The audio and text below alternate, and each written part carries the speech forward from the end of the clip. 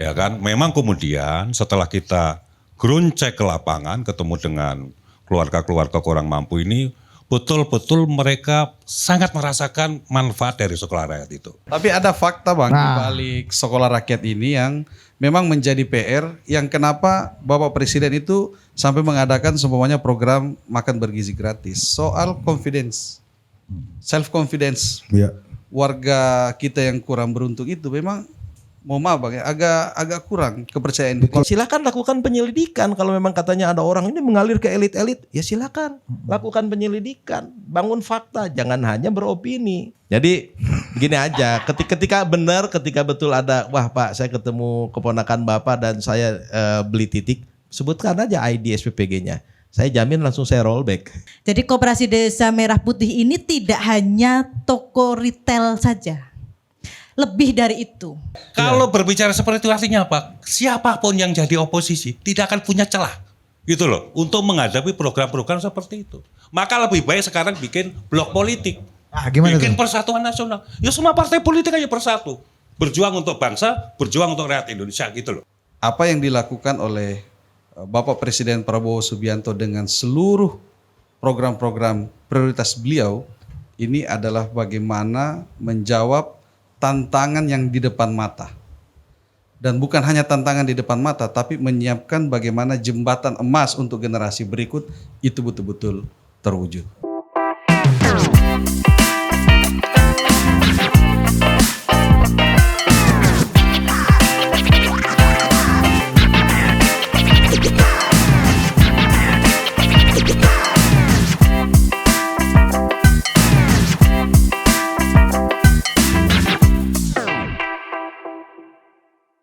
Oke, kembali lagi di Wamen Club. Tepuk tangan dulu. Ya.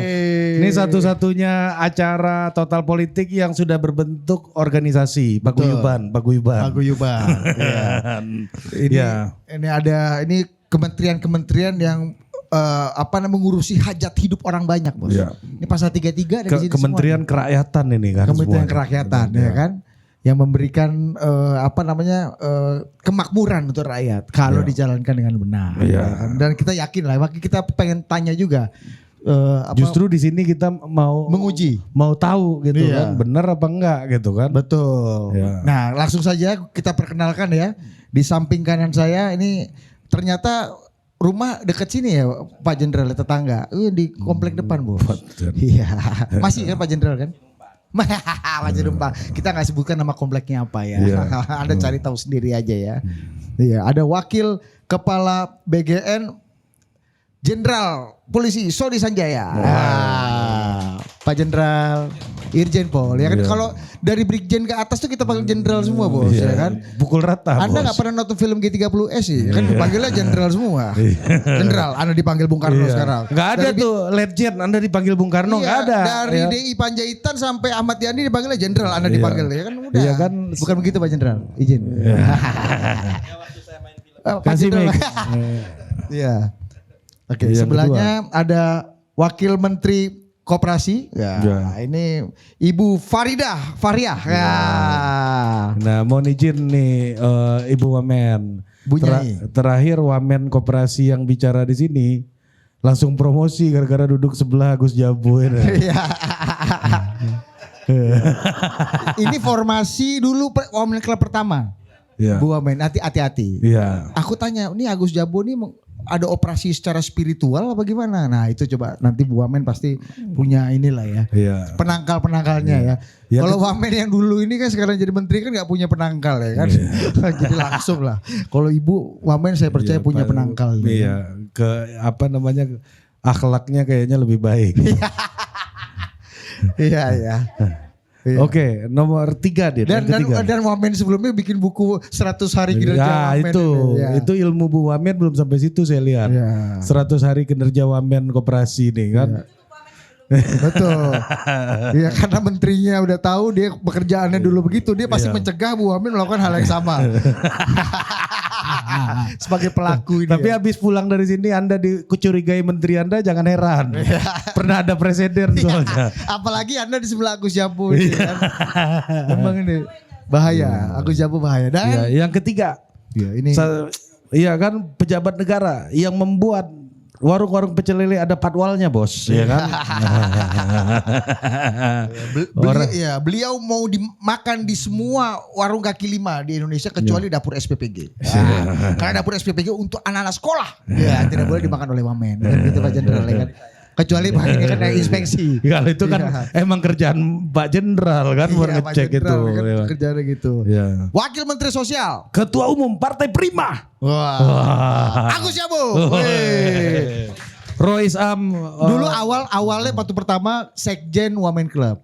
Jadi Sekjen perkumpulan wamen-wamen ini tempat untuk misuh-misuh sebenarnya kan ya kan. Tapi karena udah ada yang promosi jadi menteri jadi berubah berubah jabatan. Sekarang Rois Am. Rois Am dari Wamen Club. Jadi kita betul gelarnya nambah dari tadinya Agus Jabo aja sekarang jadi Kiai Haji Honoris Causa Agus Jabo. Iya. Ya terakhir tidak perlu kita kenalkan. Betul. Yang paling serius pakai baju seragam ini ya. Tapi kenapa coklat warnanya Kanda? Bisa dijelaskan dulu gak nih kenapa warnanya coklat? Minimal celananya celana coklat. Iya, sepatunya pun udah seirama ini. Mirip partai tertentu ya. Sama instansi APH tertentu bang, ya kan? Maksudnya pramuka. Ini baju kata Presiden ini baju seperti yang dipakai oleh Syahrir, Bung Hatta dan Bung Karno. Baju pejuang ini.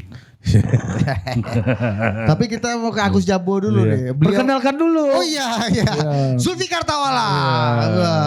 Ketua Umum Pemuda Muhammadiyah. Masih kan Tum? Masih. Ketua Umum Pemuda Muhammadiyah 3 periode. 1 periode aja.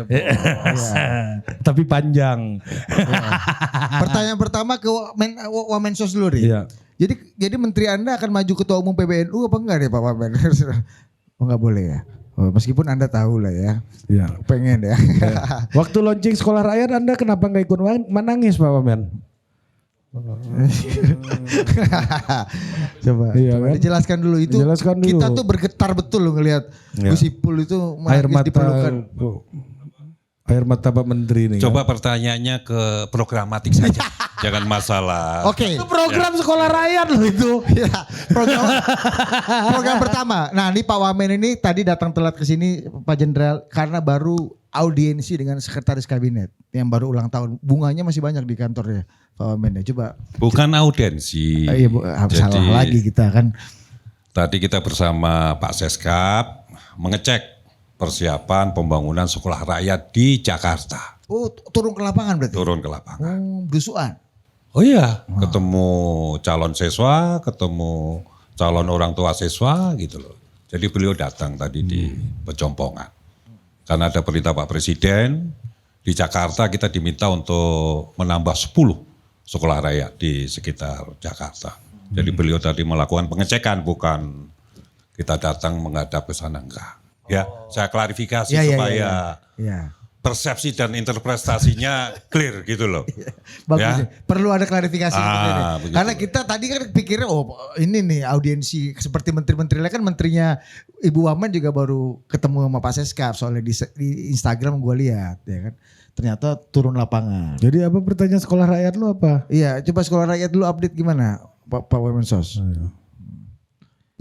Sebetulnya yang besar-besar Oh dulu. iya pasti. Ya kan ada MBG, ada Komdes. Anda menganggap sekolah rakyat tuh nggak besar? Ruang lingkupnya ya. Besar itu program Menurut Anda penting. sekolah rakyat itu kalah penting dibanding Iya. MBG dan Koperasi Merah Putih. Dulu kakek-kakek saya itu kalau ditanya dulu lulusan apa kayak SR katanya kan. Ini Cuman membangkitkan SR memori zaman kita. itu sama sekarang beda. Nah, coba kasih pandangan dulu. Ya. Jangan-jangan Agus Jabo juga SR dulu. Oh enggak, ibu saya SR. Ibu, ya, ya. Saya generasi. Agus Jabe SD Impres. Betul. SD Impres. Benar ya? SD Impres. Petang Gitu loh. kan. Kok tahu ya? Memang dari wajah.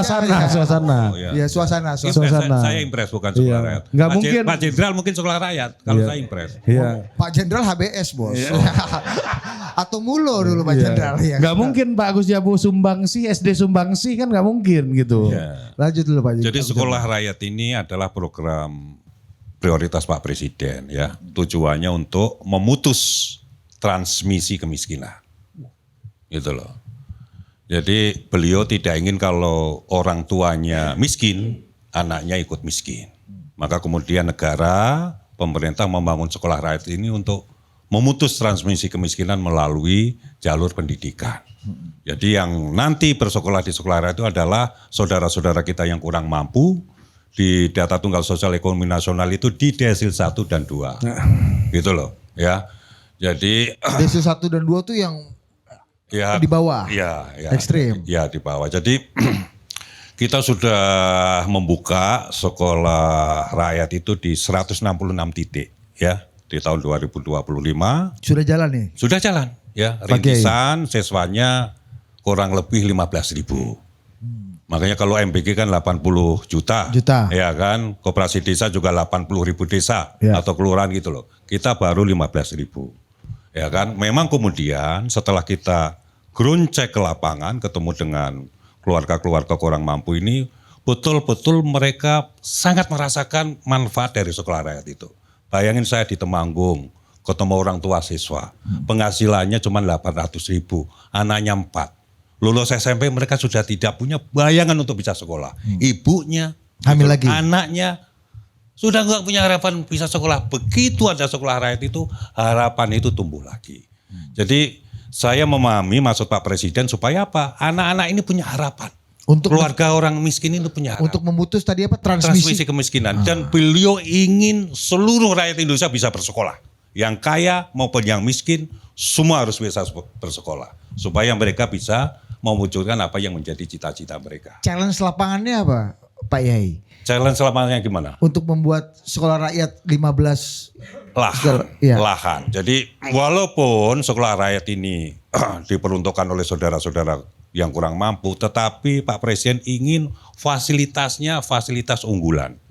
Jadi butuh lahan minimal 6,8 hektar. Ya, ada kelas, ada asrama, ada dapur, ada tempat makan, ada lab, ada perpustakaan, ada lapangan olahraga, ada aula, ada Asrama. tempat ibadah, termasuk asrama gitu loh. Betul-betul Pak Presiden pingin anak-anak yang sekolah di situ itu bisa kemudian menggraduasi. Kami kebetulan pernah ikut kunjungan ke sekolah rakyat Pak Wamen. Di mana Di itu? Palembang. Sumatera Selatan, ya kan? Jadi pertanyaannya gini, soal lahan. Itu sementara ya. Yang di Sumatera Selatan yang kemarin dikunjung itu sifatnya sementara, Oh, itu sementara. menggunakan gedung-gedung yang Betul, sudah ada. Betul. Dinas sosial betul. kalau nggak salah ya. Nah, itu Dinas punyanya sosial. Kemensos. Iya.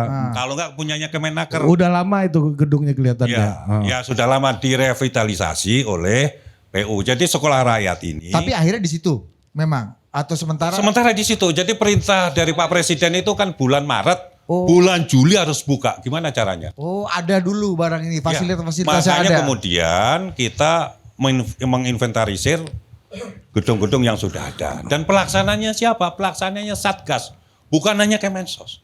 Jadi yang membangun sarana prasarananya itu Kementerian PU. Tapi Pak Wamen izin, kita tahu nih apalagi kayak Tum Fikar ini kan berurusan sama sekolah, orang Muhammadiyah sekolahnya banyak banget gitu kan. Nah pertanyaannya adalah kesulitan membangun sekolah itu kan human resources-nya. Siapa yang mau ngajar, kualifikasi pengajarnya seperti apa? Apakah ini jangan-jangan ya udah sibuk mikirin gedung segala macam yang ngajar dengan untuk kualifikasi? urusan guru, kan ada guru, Ya. ada kepala sekolah, ada tendik, tenaga pendidik. Siapa mereka? Itu wali asuh Ya. dan wali asrama. Dari mana kita rekrutmen? Kita kemudian berkolaborasi, bersinergi dengan kementerian yang lain. Siapa? Dengan Dikdasmen, dengan Pan-RB, dengan BKN, termasuk dengan pemerintah daerah. Oh, human Jadi hasil resource-nya dari sinergi situ? ini iya. Jadi tidak kemudian Kemensos sendirian. Jadi yang mengerjakan sekolah rakyat ini adalah Satgas. Oh, saya pikir orang dinas yang sosial berisi juga yang ngajar kementerian gitu. dan lembaga terkait termasuk pemerintah. Enggak, kualifikasinya apa Pak Wamen? Kalau publik ingin tahu gitu, apa namanya, seorang pengajar sekolah rakyat apa bedanya dengan sekolah Garuda, pengajar sekolah Sekarang begini. ini gitu kan? Itu kan Sekarang- banyak jenisnya nih sekolahnya Pak Prabowo nih sekarang Ini nih. agak dalam percakapan nih. Pak Indonesia Jenderal, ya. sekarang akan memiliki 3 sekolah. Ya kan? Sekolah reguler diurus oleh Kementerian Dikdasmen. Sekolah unggulan yang IQ-nya di atas 100 kayak saya itu di Garuda. Kalau Pak Wamen bukan hanya IQ yang di atas 100 tapi akhlaknya juga di atas 100. Iya. Kalau EQ mentok Pak Wamen. Iya. Yang anak-anak unggul itu di sekolah Garuda yang urus siapa? Kemendikti. Ya kan? Terus kemudian apa? Sekolah yang diperuntukkan bagi saudara-saudara yang kurang mampu, yang putus sekolah, yang tidak sekolah, yang belum sekolah, itu diserahkan ke Kemensos. Sekarang ini menurut data, itu ada 4 juta anak yang tidak sekolah, belum sekolah, putus sekolah. Gitu loh. Itu yang kemudian kita urus. Yang reguler diurus oleh Dikdasmen, yang unggulan diurus Dikti, yang urusan orang yang latar belakangnya keluarga kurang mampu diurus oleh 4 juta ini Pak Yai. Pak Yai. Ya memutus transmisi kemiskinan nih orientasinya apa sih? Begini. Jadi kan jenjangnya itu ada SD, SMP, SMA.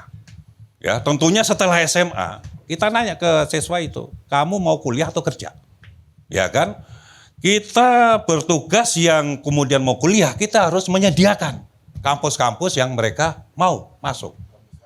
Nah, kalau mereka mau bekerja karena ingin memutus transmisi kemiskinan itu, ya kita harus menyediakan lapangan pekerjaan. Makanya kita bekerja sama dengan PPMI, bekerja sama dengan Kementerian Koperasi, bekerja sama dengan kementerian yang lain. Supaya apa? Hilirisasi dari sekolah rakyat itu clear. Ada off-takernya ya? Iya, anak-anak yang mau kuliah, monggo. Anak-anak yang mau kerja, kita sediakan lapangan pekerjaan. Gitu loh. Itu yang dinamakan graduasi atau memutus transmisi kemiskinan. Kenapa?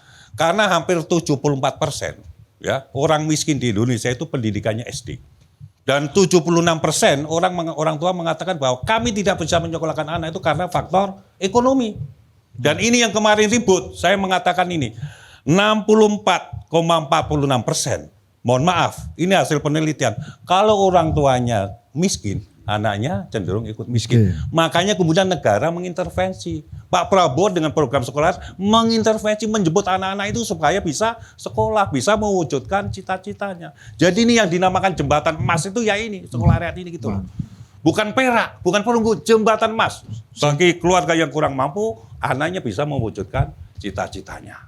Ini ya saya jadi yakin Pak Prabowo yakin banget sama Pak Prabowo ini. Kalau penjelasannya begini, ada kesempatan nggak buat cukup ya, orasi yang lain dulu lah. Oh iya memang pasti abis ini kita mau yang lain. Itu Anda udah banyak nih kan jatah nih kan udah dimakan jatah banyak nih kan. Tapi ada fakta Bang di balik sekolah rakyat ini yang memang menjadi PR yang kenapa Bapak Presiden itu sampai mengadakan semuanya program makan bergizi gratis. Soal confidence, self confidence. Ya. Warga kita yang kurang beruntung itu memang mohon maaf Bang ya, agak kurang kepercayaan. Kalau kata Bung Karno minder wardeg apa? Dalam beberapa testimoni pegawai-pegawai dinas sosial itu ada yang sampai 4 kali. Betul sekali. Ada yang sampai 5 kali didatangi rumahnya. Ada yang setelah masuk asrama balik lagi. Saya pernah interaksi sama anak sekolah rakyat Jadi yang di begini, Sumsel itu. pada waktu mereka masuk, itu mereka disuruh berbicara saja mereka Ya, setuju. Ya. Sekarang tadi, pada waktu Pak Teddy datang ke calon sekolah rakyat di Pejompongan, itu kita tampilkan anak-anak itu. Oh anak-anaknya udah ada? Sudah ada, kan sudah hampir setahun, mereka masuk bulan Juli, Oke. tahun 2020. Kan kita udah kunjungan Gitu waktu loh. itu. Iya enggak kira Jangan ya. itu loh belak-belok kan. Iya kita ya kan kunjungan makanya gitu nanya loh. dulu. Iya, Siapa tahu yang jadi di mereka Palembang itu Pejompongan sangat beda. confident, sangat confident. Badan mereka yang tadinya kurus sekarang gemuk. Performa mereka yang tadinya lecek sekarang berbinar-binar dan rapi. Jadi dan ada confidence ya, semangatnya. ada percaya Confident. dirinya ya. Confident.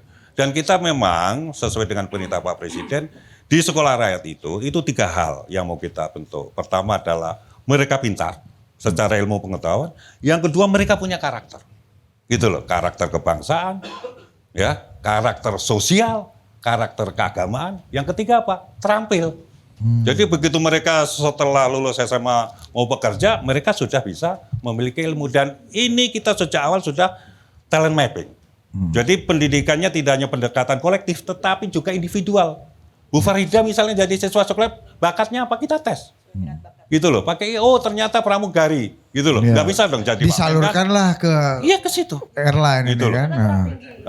Gitu loh. Ya, jadi mereka ini boarding, mereka dapat 3 kali makan, 2 kali snack, dan setiap siswa mendapatkan laptop dan setiap siswa mendapatkan 8 seragam. Waduh. Gitu loh. Maka kita khawatir karena ini sekolah unggulan, nanti yang berminat banyak sekali. Gitu loh. Padahal Presiden perintahnya khusus untuk saudara-saudara. Ini bukan memanjakan atau membuat orang ketergantungan ya, tapi naikin dia punya kepercayaan diri dan ini ya Ini fakta. kebanggaan harga diri ini. Faktanya Ya. mereka tidak mampu untuk bersekolah sebelum dibangunnya sekolah rakyat. Begitu ada dibangun sekolah rakyat oleh Pak Presiden ini, semangat mereka muncul, harapan mereka untuk menjadi orang hebat gitu loh, tidak seperti keluarganya semula. Harapan itu muncul. Oke. Dan mereka pingin saya bisa mewujudkan apa yang menjadi cita-cita saya. Kamu pingin jadi apa? Jadi dokter. Kamu pingin jadi apa? Pelaut. Kamu pingin jadi apa? Gitu loh. Mantap. Tentara gitu. Mereka pingin mewujudkan itu setelah mereka masuk di sekolah rakyat. Mantap. Oke. Jangan kepanjangan tadi katanya mau gantian yang lain. Ditanya terus gimana? Loh Nanti enggak, orang kita nanya Fikar kenapa ente nyambung Ya, lagi sudah. tadi kan? Iya, iya. kayaknya tertegun gitu. Iya. Biasa tertegun gitu. Kita jadi ngerti Pak Jenderal. Dulu beliau Sampai memimpin kehilangan kata-kata. ratusan demo Sampai nih kan. kehilangan kata-kata. Sampai karena capek ternyata. Enggak. Memang terpana saya mendengar penjelasan Pak Wamen nih kan. Iya, kan? Rais Amin Iya ya kan. Iya. Apalagi ada cerita Pak Seskap di dalamnya kan. Iya. kan. Nggak Saya membayangkan anak-anak ini nanya apa sama Pak Seskap ya. Anggarannya dari mana Pak? Pokoknya ada. Pak Seskap sudah Bukan, dinobatkan. nambah lagi. Bukan, Oh iya, ini informasi benar. saja. Iya, Pak Seskap klarifikasi. sudah dinobatkan di sekolah rakyat menjadi duta. Jadi Pak Teddy menjadi duta sekolah rakyat. Atas dasar apa Pak? Ya, apa kualifikasinya? Dukungannya luar biasa. Kita juga mendukung nggak jadi duta. Ya nggak ada jadi duta kita berdua. Udah lihat 3 sekolah rakyat, gue udah lihat 3. Terima kasih atas dukungannya walaupun hanya sebatas omon-omon. Siapa yang di sini pernah ke sekolah rakyat? Ada nggak? Nggak ada kan? Gue Nggak ada, gua berdua aja. Iya, ini anak-anak buahnya tuh Fikar juga nggak pernah ke sekolah rakyat. Iya. Paling ke sekolah Muhammadiyah aja kalau mereka nih, kan. Muhammadiyah kan? Iya. Saya Oke. mau ke Pak Jenderal. Pak Jenderal. Jenderal. Ini Pak, kita tahu MBG jadi salah satu novelty dan program pentingnya Presiden yang menopang, kalau kita tanya survei-survei approval rating Presiden di antara 70%. Dan salah satu poin yang menopang approval rating Presiden yang cukup tinggi adalah program MBG. Apa tuh? Iya, kepuasannya. Kepuasannya. Artinya kalau MBG tumbang, ya Presiden juga approval rating juga pasti drop. Nah, artinya kan berjalan dengan baik. Lebih selama dari ini. hampir 80% ada survei saya lihat itu responden menyatakan setuju dengan konsep MBG ini. Iya kan? 80% loh. Ya kan nyaris nggak ada kontroversi itu, simple majority Pak Jenderal. Iya. Boleh Pak Jenderal update sedikit soal MBG ini. Nah, kasih dekat Pak Jenderal. Yang pertama, surveinya tidak di media sosial kan? Ya, ini Kalau suruh. media sosial surveinya. Iya. Ya, waktu itu surveinya kan real di lapangan. Iya. Nah, sebelum lanjut Pak Jenderal. Iya. Yang waktu itu ngasih komen di Instagram gambar gini-gini monyet itu Pak Jenderal atau akun anonim itu? Ya, atau admin ajudan yang Bukan. Admin atau? jempol saya. Iya. Baik. Jadi yang pertama BGN tidak melakukan survei. Jadi artinya angka tersebut bukan dimunculkan oleh BGN karena BGN tidak menilai diri sendiri. Ini Kami hanya bekerja. Ini lembaga yang Ya. reputable lah Pak Jenderal Ya, yang ngelukul. jelas dan kami tidak tahu akan dinilai seperti itu secepat ini. Yang jelas dari mulai tanggal 6 Januari 2025 kita ngebut mewujudkan betul-betul cita-cita mulia ini, ya. Jadi hanya berpikir bagaimana ini bisa cepat dilaksanakan, kemudian betul-betul luar biasanya respon dari masyarakat pada akhirnya ya. Karena pertama-pertama itu Pak, mohon maaf, sebelum 6 Januari itu kita berpikir keras ini bagaimana? Karena siapa yang mau terlibat? Ya, kalau seandainya dapur-dapur ini harus dibangun menggunakan APBN, wah prosesnya kita lihat proses pengadaan barang dan jasa. Satu dapur didirikan saja memerlukan satu pokja minimal 3 orang. Jadi kalau ada 1000 dapur berarti kan 3000 orang, itu kan. Kemudian berapa lama? Lihat anggota personil BGN waktu itu berapa? Hanya 50 orang. Nah akhirnya alhamdulillah Kementerian Keuangan rapat beberapa kali akhirnya oke, kita menggunakan konsep bantuan pemerintah. Dan itu pun ada tahapannya. Pertama betul-betul itu kalau ditanya waktu itu bagaimana mekanisme rekrutmen mitra? Saya bilang tidak ada mekanismenya. Kenapa? Ya kita by phone. Ya terus terang by phone. Yang ditelepon siapa? Tentu orang yang dikenal dong.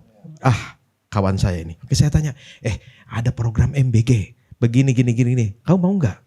Wah, ada ininya nggak? Ada SPK-nya nggak? Saya bilang SPK. Waduh, ada. Tapi saat ini saya tidak memerlukan orang yang nanya SPK. Kan? Saya memerlukan orang yang mau mendukung. Terus gimana? Gini deh, kamu percaya nggak? Kamu percaya saya nggak? Percaya, yakin aja. Udah ikut. Ikut. 1, 2, 3. Muncullah 190 dapur SPPG waktu itu. Hasil telepon beberapa rekan di BGN telepon satu persatu ya teman-temannya. Kemudian dihadapkan dengan resistensi yang kedua, yaitu apa? Pakai dana talangan.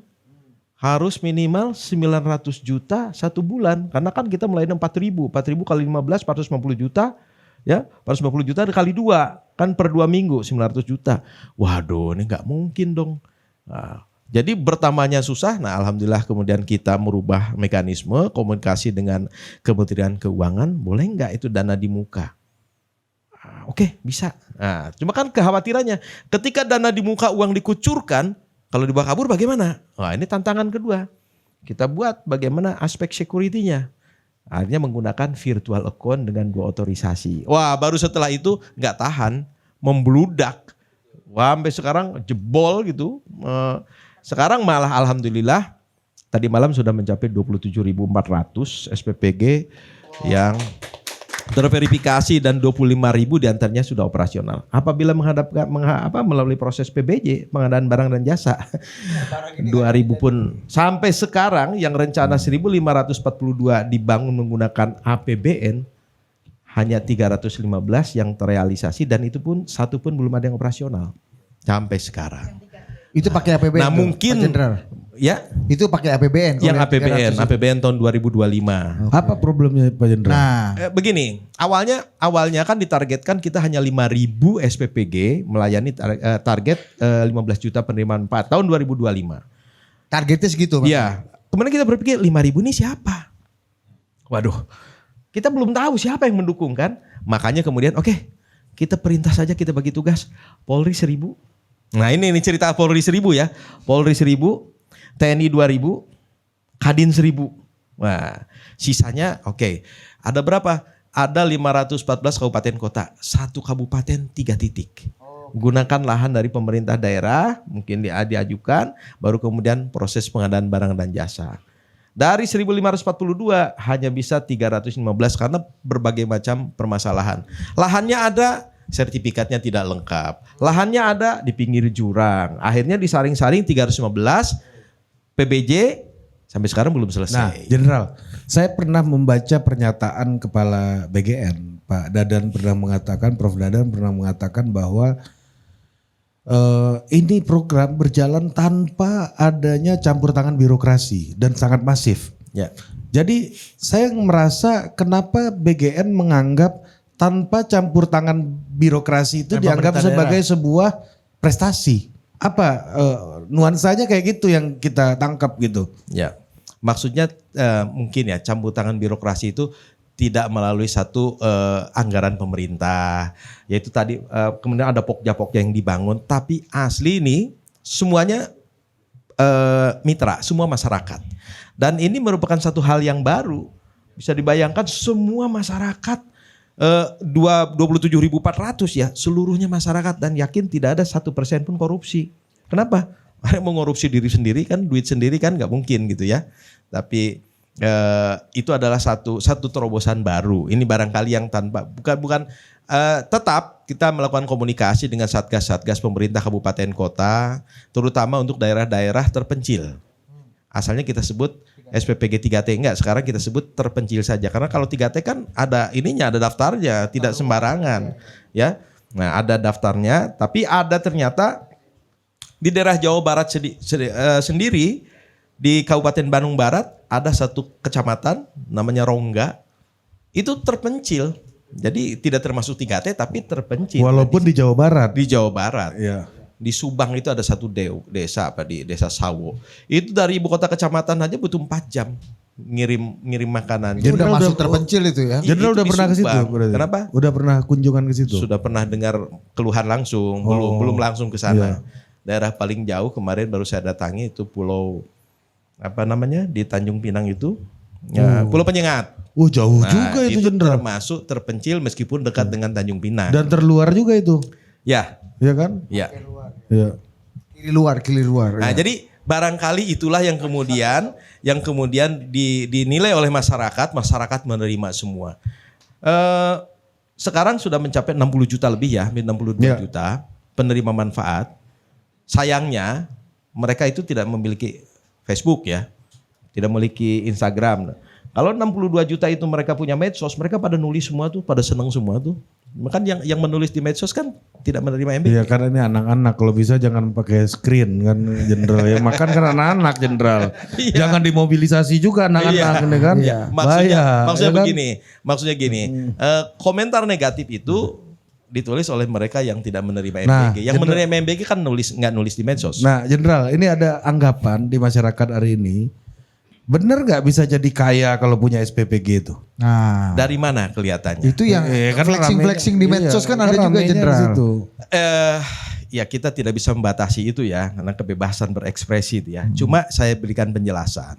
Kalau dibilang 6 juta per hari, gila loh keuntungannya. Itu belum keuntungan. Sampai sekarang belum keuntungan karena apa?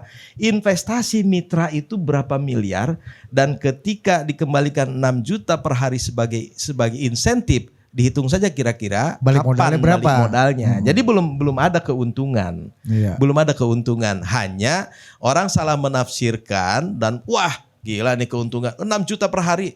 Jangan lihat 6 juta per harinya dulu. Yang udah modalnya. dikeluarin berapa?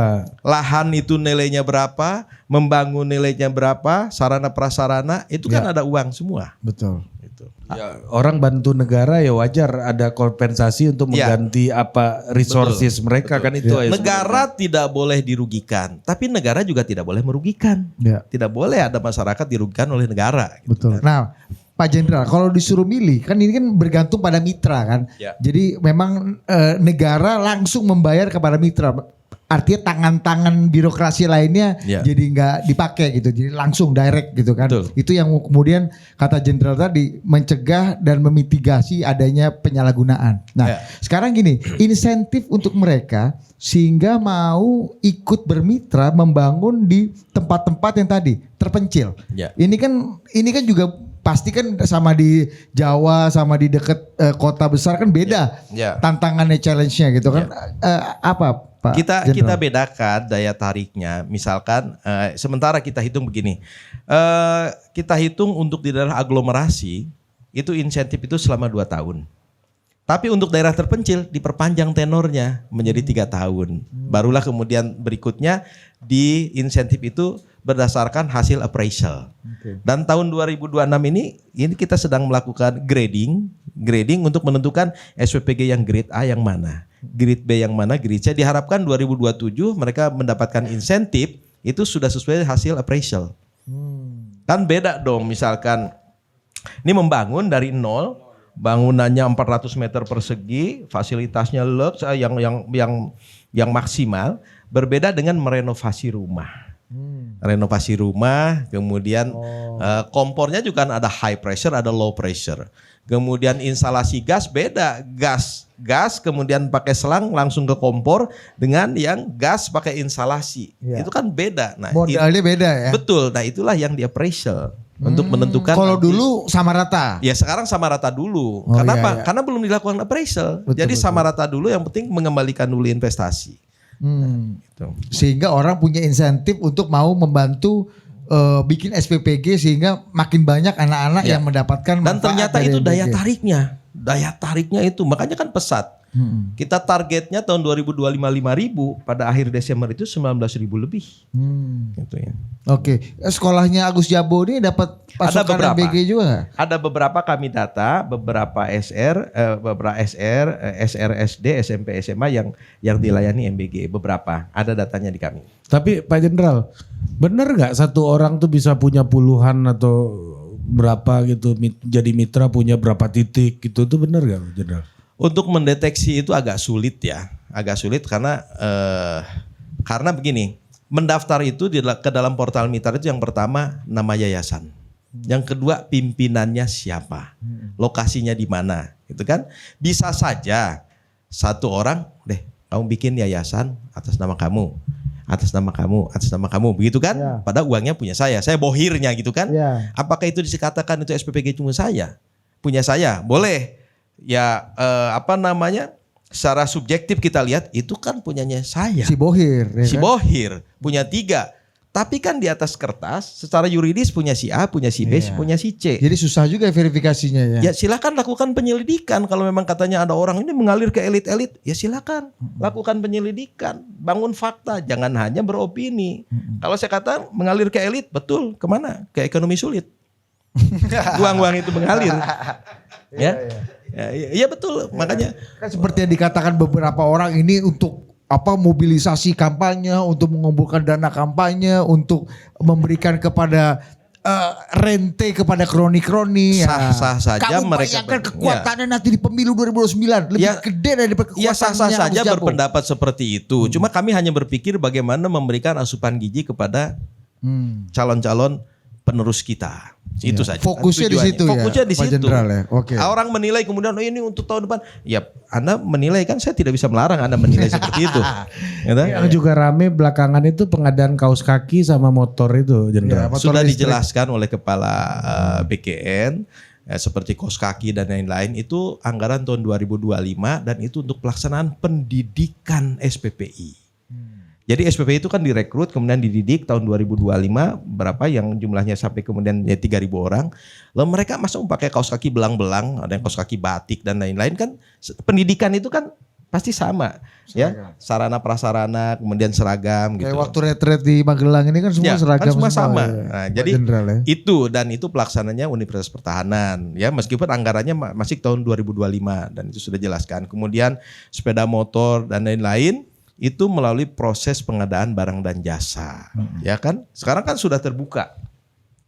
Kalaupun ternyata ada dugaan-dugaan tindak pidana, ya itu kan ranahnya aparat penegak hukum. Nah, yang selanjutnya Jenderal, ada ungkapan begini. Ini Bu Wamen belum tanya. Orang EBG, gue nggak boleh nanya atau Boleh, gimana? boleh. Ntar dulu. Jangan potong dulu. Iya, Jangan. iya. Dia ini nggak hanya narsum dipotong Pak Jenderal. Iya. Sesama host pun dipotong sama dia. Jadi Pak Jenderal kalau dipotong dia jangan sakit hati. Iya. Kita pun orang dalam kena potong, gitu kan? Iya. Lanjut, Oke. lanjut. Lupa gue. Iya. Jadi ada yang ungkapan kayak gini yang rame. Bisa beli titik katanya. Apa? Beli titik, Oh, beli titik. SPPG.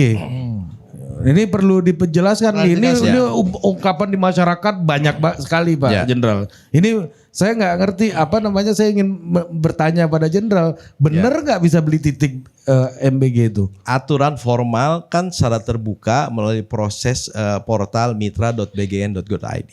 Saya dapat mendapatkan laporan itu banyak. Dan pelaku-pelakunya misalkan ya sekarang keponakan saya banyak di mana-mana. Di tiap provinsi ada namanya keponakan Pak Soni, keponakan Pak Soni, keponakan Pak Soni. Oh, Gitu kan? Saya juga pernah dengar ponakannya Pak Soni juga yang ngomong ke kawan Betul, saya. betul. Nah, makanya kemudian- kesempatan nih saya mau Banyak nanya. juga gitu. ponakan Sony ini ya. Ya, jadi tugas saya tetap fokus melakukan verifikasi ketika ada buktinya. Mohon maaf karena saya agak lama menjadi penyidik. Ya toh?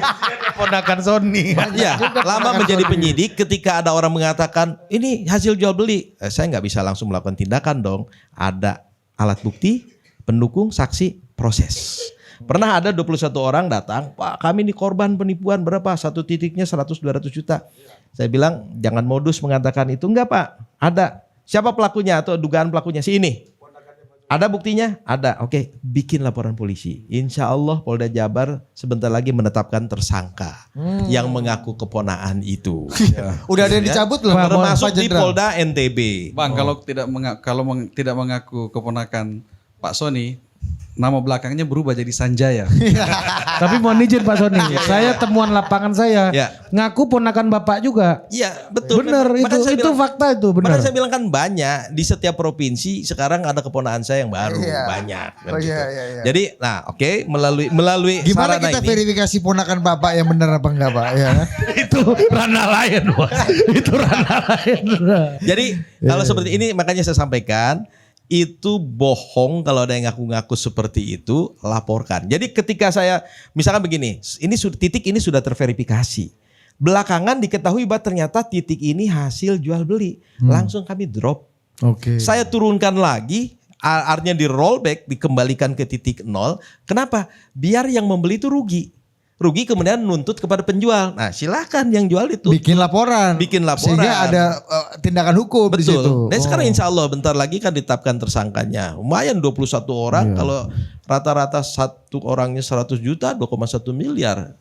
Itu kalau satu titik. Itu Kalau ngaku satu ponakan. Kalau satu orang main 3 kan beda lagi kan Pak? Ya, kan? ya. Iya, ponakan Sony semua. Bos. Iya. Yang kasihan ponakannya Pak Sony beneran, Bos. Ya kan? Jadi orang nggak percaya. Aku bener loh adik. Aku bener ponakannya dari kecil dari fotoku kecil Pak. Ya, Jadi kasih kasihan tahu yang dulu beneran. Pak, buat warga yang bertemu dengan orang-orang yang mengaku ponakan Bapak. Coba kasih tahu dulu Pak. Ya, silakan. Keponakan Bapak ada di mana sebenarnya, ngurusin MBG apa enggak ponakan Bapak? Coba kasih dulu Pak. Saya ini Ini buat dipotong nih nanti nih. Saya ini kan Sunda Empire nih. Artinya pasti saudara saya banyak di Bandung, di Jawa Barat gitu. Jadi kalau di daerah-daerah lain, di Sumatera Utara, di mana banyak keponakan saya sudah jelas itu nggak benar. Bahkan di Bandung pun kan bisa dihitung. Jadi begini aja, ketika benar, ketika betul ada, wah Pak saya ketemu keponakan Bapak dan saya beli titik, sebutkan aja ID SPPG-nya. Saya jamin langsung saya rollback. Artinya apa? Ketika dia sudah mengeluarkan uang, maka kan yang keponakan saya itu kan dituntut oleh si pembeli. Ya silakan, itu kan urusannya dia, bukan urusan BGN. Di sinilah terjawab misteri selama ini. Iya, betul. Ternyata Bakso Sony Lampung bukan ponakan beliau. Bukan. Ini Son Haji Sony. Itu minta pula SPBG. Isinya bakso semua jenderal ya kan. Ayo ke Bu Mamen. Kita ke Bu Amen. Bu Amen, ini KDMP ini kan sempat rame juga gara-gara menterinya Bu Amen ini bilang, Menteri Bu Amen bukan? Iya, Indomaret. Indomaret, Alfamart ini Kompetitor. kompetitor, kita bikin tutup aja untuk KDMP ini. Ini gimana nih Bu? Termasuk toko-toko kelontong, termasuk katanya kepala-kepala desa yang merasa bahwa waduh mandatori ini kita harus menyerahkan sebagian kewenangan dan berkat kita yang udah diterima ini untuk membangun KDMP. Nah, gimana Bu Menteri? Bu Wamen. Amin. Iya. Iya. Hati-hati sama Agus Jambu. Agak flashback sedikit, Ya. kenapa ada Koperasi Desa Kelurahan Merah Putih, itu ada latar belakangnya adalah perwujudan Astra Cita kedua dan keenam. Astra Cita kedua itu Pak Presiden ingin memastikan swasembada pangan. Astra Cita yang keenam pembangunan dari desa. Jadi dua hal ini yang mendasari kenapa ada Inpres 9 pembentukan Koperasi Desa Kelurahan Merah Putih di setiap desa dan kelurahan, yang kemudian disusul dengan Inpres 17 pembangunan fisik gerai dan pergudangan yang hari ini sedang berjalan gitu. Terkait dengan apa yang disampaikan akan menjadi versusnya atau lawannya toko-toko retail modern, saya sebutnya tanpa nyebut merek ya, toko-toko retail modern. Jadi Koperasi Desa Merah Putih ini tidak hanya toko retail saja, lebih dari itu. Kenapa? Kalau yang kita desain, prototip yang didesain oleh Kementerian Koperasi bersama dengan kementerian yang lain, di dalamnya ada 6 gerai usaha. Jadi yang pertama adalah gerai usaha retail dan sembako. Ini nanti yang akan menjadi tempat distribusi barang-barang subsidi negara. Beras, minyak, LPG, gula mungkin bisa jadi nanti ke depannya. Terus kemudian pupuk diantaranya juga. Monopoli nggak? Apakah barang-barang subsidi itu hanya bisa dijual di Koperasi Merah Putih atau bisa dijual di tempat retail? Nah lainnya? ini regulasi pastinya apakah monopoli satu-satunya masih belum. Tapi kita menata infrastruktur ini agar memastikan barang-barang yang disubsidi negara keluar dari gudangnya itu benar-benar tepat sasaran yang berada di desa dan kelurahan. Tidak seperti yang sekarang ini.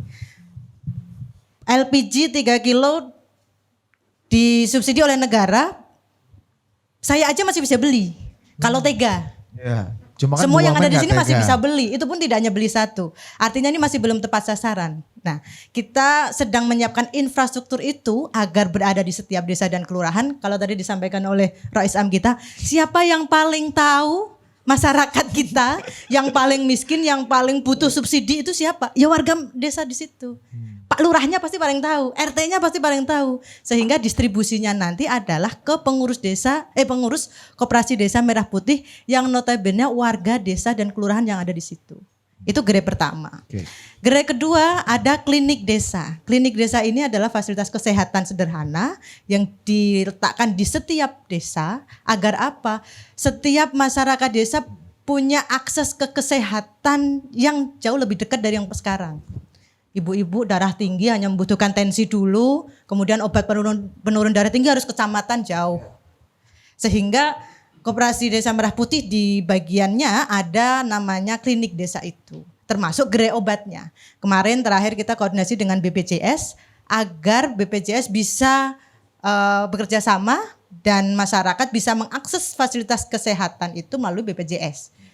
Betapa sangat beruntungnya masyarakat kalau bisa mengakses BPJS di daerah terdekatnya, minimal untuk hal-hal urgent. Ibu-ibu hamil yang darah tinggi yang butuh penanganan cepat, butuh obat lebih cepat, mereka tidak perlu jauh-jauh ke kecamatan yang jaraknya jauh lebih lama. Kira-kira begitu. Terus kemudian ada gerai logistik karena kita akan lengkapi dengan dan sudah dilengkapi dengan truk, mobil bak, motor 3 roda. Ini semata-mata untuk menjadi alat transportasi baik barang masuk maupun barang keluar. Apakah pasti semua koperasi itu butuh satu pick up, satu mobil ini, truk, satu 3 roda Secara ini? garis besar dan idealnya butuh pasti. Tetapi tentu saja ada daerah-daerah khusus yang mungkin lebih membutuhkan alat transportasi laut, misalkan daerah kepulauan. Nah, itu tentu akan menjadi konsentrasi kita juga sesuai dengan kebutuhan. Yang pasti program yang kita desain ini adalah sesuai dengan kebutuhan masyarakat. Termasuk ada gerai sembako, itu karena butuhnya stok pangan. Ada klinik kesehatan, ternyata isunya orang akses kesehatan masih agak susah, harus ke swasta dan lain sebagainya, harus berbayar. Yang ketiga, alat transportasi. Kenapa? Banyak ditemukan warga-warga petani atau pekebun yang dia panennya melimpah ternyata tidak bisa diserap ke daerah lain karena tidak ada alat transportasi. Kalaupun ada sewanya mahal sehingga tidak memungkinkan untuk menaikkan harga dan lain sebagainya. Yang keempat, unit perkreditan.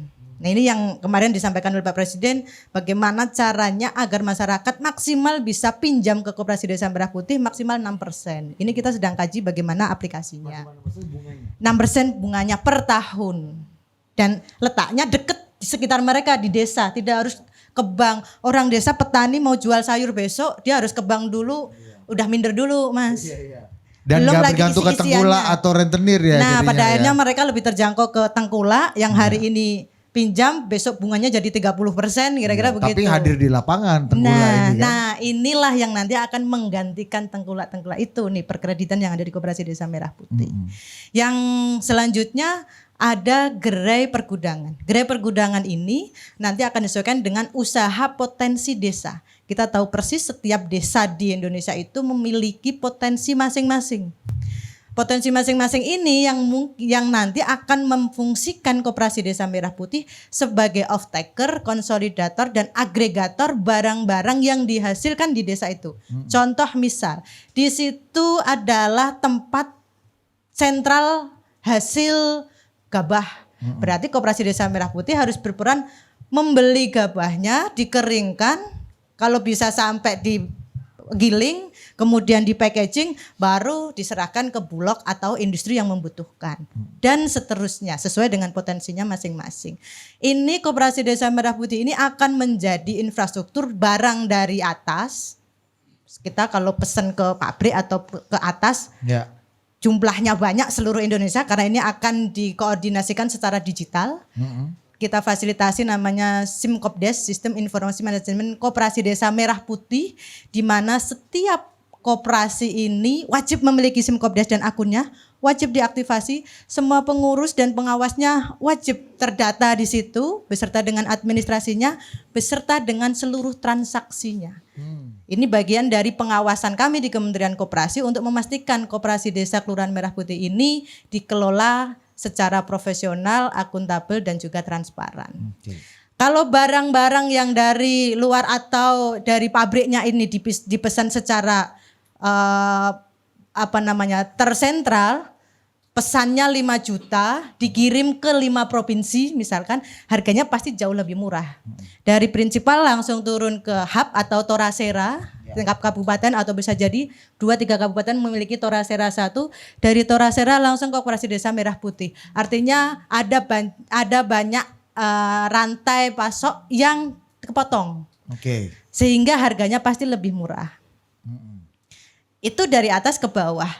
Kalau kita sebagai off taker berarti barang dari bawah ke atas. Ya, menyerap Beras ya. menyerap off taker tadi, beras, gabah, jagung, minyak, kedelai, Ya. ataupun barang-barang UMKM dikonsolidasi dalam satu kabupaten dalam Torasera dihubungkan ke pasar-pasar, bahkan tidak hanya tingkat domestik tapi bisa jadi di tingkat global karena jumlahnya banyak. Ketika barang dikonsolidasi jumlahnya banyak, dia bisa menentukan harga.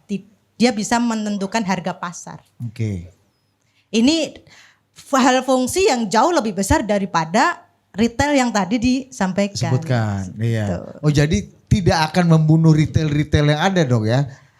Jadi KDMP ini akan berkompetisi dengan retail-retail yang ada secara market gitu ya. Tentu saja dia akan menjadi pelengkap, tapi kita perlu negara perlu hadir. Kalau hari ini retail-retail modern sudah ada di setiap desa-desa, Betul. dan kemudian mereka tidak punya ruang, terlalu dimonopoli, maka negara harus hadir di sana. Kalau sudah ada Koperasi Desa Merah Putih, retail modern tidak perlu dihadirkan.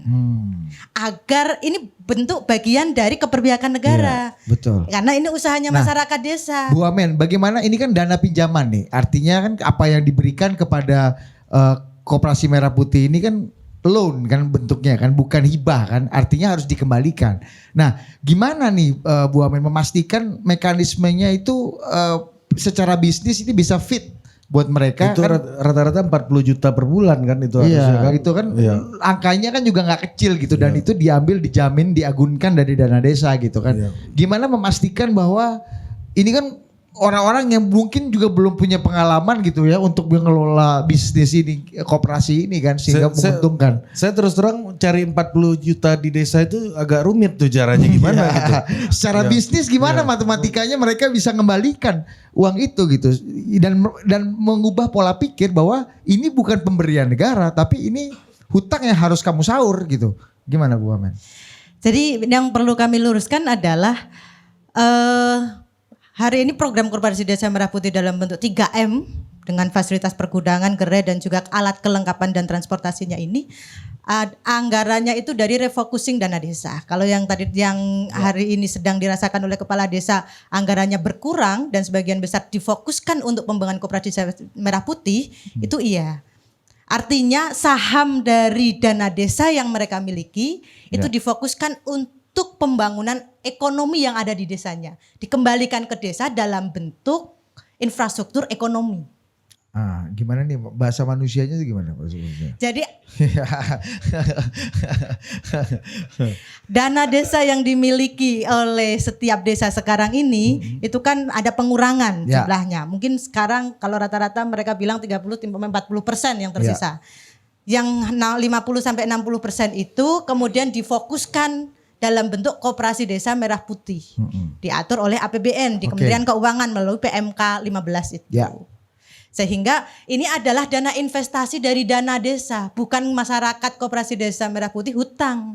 Tapi ini adalah investasi dari dana desa. Sehingga Inpres 17 tahun 2025 mengatakan bahwasanya hasil keuntungan Koperasi Desa Merah Putih 20%-nya harus masuk kas desa sebagai pengganti nyaur utang lah. bukan nyaur utang, Iya. investasi balik karena dia sudah menginvestasikan Return, modalnya. return of investment. Return. Iya. Itu untuk kas desanya, sisanya untuk masyarakat sesuai dengan rapat anggota di Koperasi Desa Merah Putih. Return. Aduh, emang lidah Jawa itu susah. Iya, ya pembalikan ini ya. Iya. Ini yang paling baru nih Bu Amen, soal rekrutmen manajer-manajer ini. Ya, Ini lagi betul. rame juga nih 30.000 manajer koperasi ini program-program kementerian yang padat karya ini. Iya, kita Agus Jabo punya butuh banyak ini. Kita cari editor Jenderal. 3 orang aja pusing loh di sini. Iya, ini 30.000 manajer koperasi. Iya.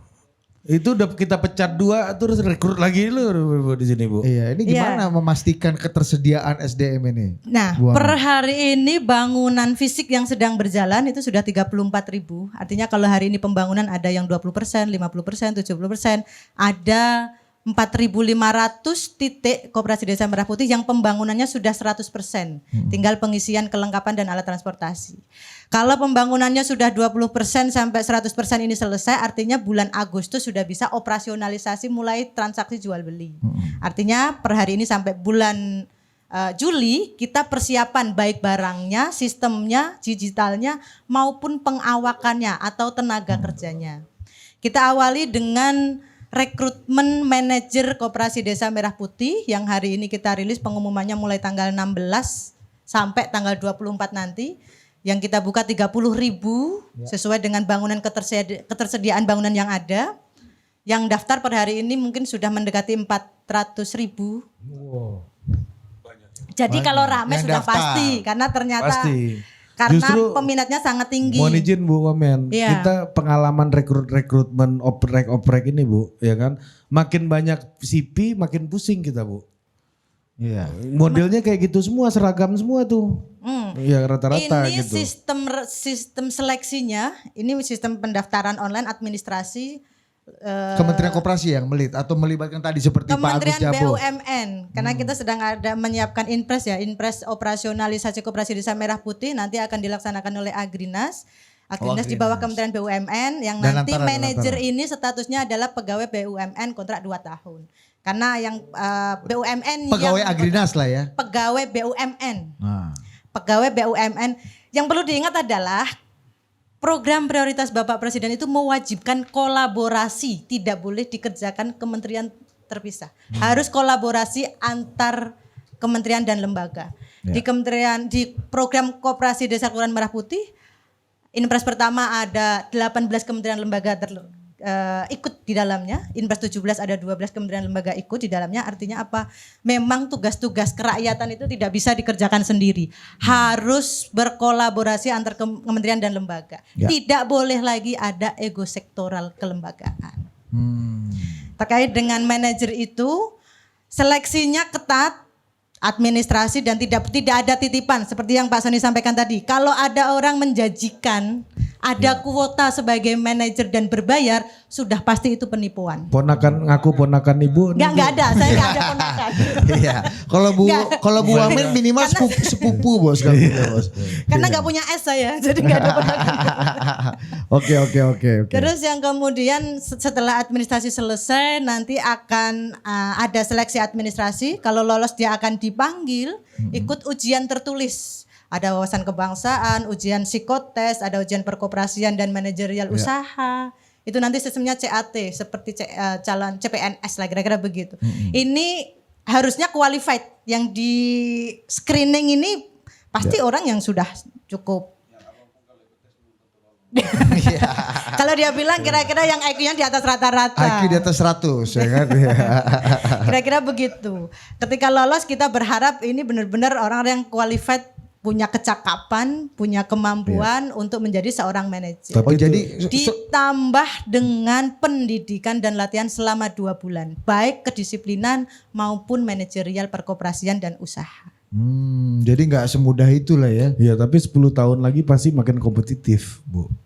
Karena yang ikut penerima MBG semua kan, jadi pasti lebih kompetitif. Iya, dan lulusan sekolah rakyat. Iya. Ya, hasil didikan Agus Gak Jabo. apa-apa, kalau kedepannya makin kompetitif, masyarakatnya sudah bergizi, udah pinter-pinter, artinya kualitasnya semakin baik. Generasi mendatang. Anak-anak yang dari keluarga kurang mampu udah bisa bersekolah lewat sekolah rakyat, nah bisa. Nah, yang menarik lagi, kita udah ada kerjasama dengan Kementerian Sosial. Selain manajer yang direkrut 1 orang, setiap satu koperasi Desa Merah Putih ini nanti minimal akan merekrut tenaga kerja kurang lebih 15-18 per satu koperasi. Contoh, pasti harus ada kepala toko, harus ada kasirnya, harus ada sopirnya karena ada mobil dan ada truk dan mobilnya. Rekrutmen ini itu harus warga desa yang berdomisili di desa dan kelurahan tersebut. Oh, jadi Menarik bukan? menyerap warga. Yes. Kalau belum tentu kan qualify dengan kebutuhan kan? Kalau dia sopir kalau belum qualify sopir. ya dia disesuaikan. sekolahkan. Tinggal lapor jenderal untuk bikin SIM ini kan. Ya, gitu kan? harus Iya, tetap perintahkan qualified. lah. Ada keperpihakan kepada mereka yang desil 1 sampai desil 4 yang selama ini mendapatkan menjadi penerima manfaat di Kementerian Sosial. Tentu saja yang usia produktif dan tentu saja yang memiliki kualifikasi yang dibutuhkan. Itu tetap. Kalaupun belum kan bisa dilatih. Kira-kira begitu. Ini bagian dari keperpihakan negara untuk mereka yang masih di taraf kemiskinan atau kemiskinan ekstrim. Oke. Jadi bersinergi nih dengan tujuan pemerintah, programnya pemerintah untuk mengenolkan kemiskinan ekstrim. Aku jadi ngerti karena sinergi dan kolaborasi itu nih rapat di DPR kemarin Pak Menteri dengan DPR ini kan ketika banyak dicecar lah soal impor mobil apa segala macam dan agak sulit menjawab. Memang ini kolaborasi ya Bu ya. Jadi memang bukan urusannya Pak Menteri gitu ya soal pengadaan mobil ini ya. Ya kan udah dijawab sama Dirut Agrinas kan? Iya udah di sini juga udah jawab sih. Iya, udah. Tapi artinya itu karena kolaborasi kita Yes. baru tahu nggak semuanya juga jadi tanggung jawabnya Kementerian Koperasi. Nah, biar kita berkolaborasinya semakin bagus, Dit. Yes. Kita harus pakai sound lab. Ya kan? Biar mobilnya makin bagus. Oh enggak, supaya mobil pengadaan Koperasi Merah Putih ini bisa membawa hasil pertanian rakyat, harus mobilnya clear, kinclong. Kalau enggak gimana orang mau beli ya Iya, kan? biar kinclong pakai sound lab. Sapu mobil. Sapu mobil. Bisa dipakai ke rambut tapi tidak disarankan. Iya. Ya kan? Memang wangi ya. Iya. Iya. Iya. Peruntukannya untuk mobil. Iya. Kita Pak lanjut Fikar, Pak Fikar. ke keponakannya Pak Sony. Siapa? Orang sakti bos. Kan kalau ngaku ponakan Pak Sony kan kesaktian meningkat. Kalau beliau yang aku ponakan jenderal boleh kan Pak Jenderal? Iya. Meskipun nggak ada Sunda-Sundanya gue lihat. Oke, silakan. Karena sumbernya udah paten-paten Bang. Memang Wamen Club ini selalu mengundang perhatian yang sangat dahsyat. Mantap ya. Agak panjang durasi malam ini nih. Iya. Saya hanya mau merefleksi seperti ini Bang. Memang kalau di Jepang itu ada fenomena Akiya sekarang. Akiya itu rumah kosong. Di desa. Kalau kita lihat data 2005, urbanisasi Jepang dengan Indonesia itu hanya selisih 10%. Urbanisasi tahun itu di Jepang kurang lebih 65%, di Indonesia 45%. Kita lihat hari ini urbanisasi yang terjadi di Jepang itu 90 sampai 92%. Indonesia 65%. Sehingga yang dilakukan oleh Bapak Presiden hari ini, keberpihakan pembangunan yang beliau lakukan dari pembangunan sekolah rakyat, dapur MBG, kemudian koperasi desa Lurah Merah Putih, itu memastikan supaya masyarakat desa itu, bahasa di tongkrongan kita, itu ada mainan. Tidak kemudian untuk mencari sekolah-sekolah bonafit itu harus dia tinggalkan desanya. Untuk kemudian mencari produk-produk yang bagus itu harus dia tinggalkan desanya. Supaya ada mainan di desa itu diciptakanlah ada MBG, diciptakanlah ada koperasi desa Merah Putih. Agar 10-20 tahun ke depan Indonesia desa-desanya itu tidak kosong seperti fenomena yang terjadi di Jepang hari ini. Kopdes Merah Putih, kalau kita lihat dalam bisnis, struktur bisnis rantai pasok mulai dari logistiknya, manufakturnya, kemudian e-commerce-nya, lalu perdagangannya, itu kurang lebih sekitar 10.000 triliun Bang, per tahun. Berapa yang kembali ke masyarakat desa? Mungkin tidak lebih dari 2-3%. Maka ini yang sedang dikebut oleh Bapak Presiden, kenapa koperasi ini diadakan. Hari ini kita bersyukur seumpamanya DPR sudah meresmikan satu RUU yang sangat luar biasa soal perlindungan kepada pekerja rumah tangga. Jangan salah, ada Kartini-Kartini desa yang disebut tadi oleh Bang Jabo yang selama ini sekolahnya hanya tamat SD, itu bekerja di dapur MBG. Itu tidak luar biasa Pak. Itu juga memutus transmisi kemiskinan Sangat. gitu kan. Sangat memutus rantai kemiskinan. Artinya dalam 10 tahun ke depan, kalau ekosistem ini tumbuh, maka bisa diprediksi ada satu kementerian yang akan hilang di kabinet, namanya Kementerian Pekerja Migran Indonesia. Nggak ada lagi orang yang mau ke luar negeri cari pekerjaan. Jangan terlalu maju tuh. Ini Pak Menteri nanti komplain pula kan. Iya. Kok tuh menginspirasi presiden nanti kan. Yang pertama komplain sekjen kementerian Anda, aduh jangan Bukan, dihapus kita Pak, yang nanti ingin- saya di mana yang kerja ingin kan? kita sampaikan bahwa selama ini profil pekerja migran itu 65%. Itu dari orang-orang yang sekarang ini alhamdulillah terserap di dapur-dapur MBG. Orang yang tidak tamat SD juga mungkin. Sekarang ini kalau kita lihat, dahsyat Pak, pegawai-pegawai MBG ini. Kalau abang keliling, saya kan setiap kunjungan ke daerah selalu wajib dalam kunjungan itu agenda mengunjungi dapur MBG. Baik yang dikelola oleh, oleh Muhammadiyah maupun yang dikelola oleh umum. Oleh Polri juga. Oleh Polri juga. Iya. Seperti kemarin dengan Pak Kepala BGN, Pak Menko Pangan, kita meresmikan 2 dapur. Waktu itu ini salah satu perubahan yang luar biasa dari segi ekosistem Pak Jenderal. Alhamdulillah sekarang ada pimpinan daerah Muhammadiyah yang sudah produksi IPAL Pak. Di Kediri. Jadi kalau ada dapur-dapur Muhammadiyah yang kurang IPAL itu bisa segera dia pesan ke sana. Ah ini IPAL ada juga yang nggak ngerti nih Ekosistemnya IPAL ini apa nih? Tuh menjelaskan Ya, dulu. Pak Nanti Pak Jenderal Pak Jenderal, menjelaskan. Nanti kita Oh, agak maju kata agak Pak. kemajuan Agak nanti. Nah. Jadi ini yang dipastikan Kan bahwa ponakan Pak Sony Anda. Ya kan? Zulfikar Sanjaya gitu ya. Iya. Iya. Supaya di desa ini tumbuh, permainannya tumbuh. Setelah ada program seumpamanya dana desa, sekarang ini dengan seluruh program presiden, setahun itu ada kurang lebih 12 miliar Bang ya. Anggaran negara yang langsung digelontorkan ke desa. Dan ini sangat-sangat menstimulan pertumbuhan ekonomi baru di desa. Sehingga kita bisa menjamin bahwa di mana ada titik dapur berdiri, di situ pertumbuhan ekonomi baru di desa itu. Tapi kenapa ini kan programnya bagus sekali kan, bagaimana presiden membuat pipa baru dari atas ini supaya cash flow ini langsung mengalir ke desa, nggak ada kebocoran-kebocoran di tengah ini kan. Nah, tapi kenapa di tengah program yang udah cukup bagus seperti ini nuansa dan aspirasi akan impeachment tuh tetap ada gitu tuh. Bagaimana? Apa yang membuat itu? Analisa Anda bagaimana tuh? Ya, Ini memang- ketidakpuasan, kemarahan. Ya, kita manggilnya TUM kan. Ini bukan sebagai wamen Anda nih. Sebagai ketum pemuda Muhammadiyah ya kan? Ya kan? Iya, Roisa. Ya, Roy Sam gak bisa diganti. Nggak bisa. Iya, udah lewat 3 muktamar dia nggak Roy Sam gak ganti kan? Ya memang ada orang yang keahliannya hanya bicara soal impeachment Bang. Dia kalau disuruh bicara lain ndak ahli. Makanya yang selalu dia munculkan ya forum-forum seperti itu. Tapi kalau kita sorot bagaimana kepuasan masyarakat, itu yang disampaikan oleh Pak Jenderal tadi. Soal daya beli semuanya. Mandiri Spending Index sudah menerbitkan bahwa alhamdulillah tren daya beli masyarakat itu meningkat. Jadi kalau kita lihat data-data primer, bukan data-data by medsos umpamanya, di grassroots ini alhamdulillah ada semacam harapan yang direspon baik oleh masyarakat. Di forum ini saya pernah menyampaikan bahwa salah satu problem dari masyarakat menengah ini adalah tingkat kecepatan dia merespon insentif ekonomi pemerintah. Agak lambat.